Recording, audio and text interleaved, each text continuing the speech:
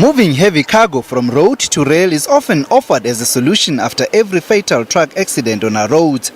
The truck crash in Pinetown provoked a similar response over the weekend.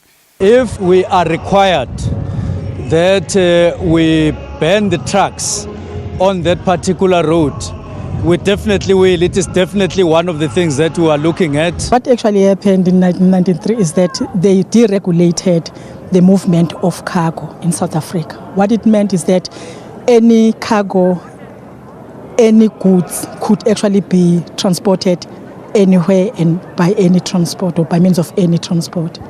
We are actually saying that was a wrong decision. But can South Africa afford to restrict the movement of trucks on the road?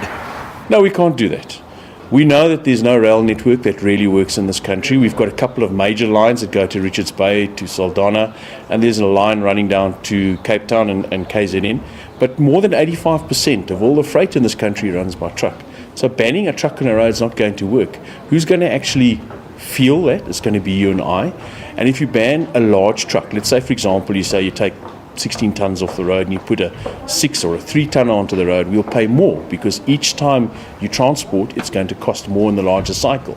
The more you move per vehicle, the less it costs per article. So it's not going to work. The Road Freight Association says the increasing population has pushed up demand for road freight. It says the volumes of goods transported by road has been increasing by about 4 to 5% every year. And while it's expensive in some cases, this professor from the University of Johannesburg says using rail is not an option for many operators currently. A road truck after loading from with a ferrochrome in Rustenburg, a round trip takes 24 hours, then it's ready to load again. A rail wagon turnaround time is a week. Now, you can imagine if we are in this business of just in time, what the customer wants. Transnet plans to spend about 300 billion rand over the next 7 years to upgrade its existing lines and locomotives. This means road will continue to service the economy. For years, trucking magazine Fleet Watch has been raising alarm bells about the state of trucks on South African roads.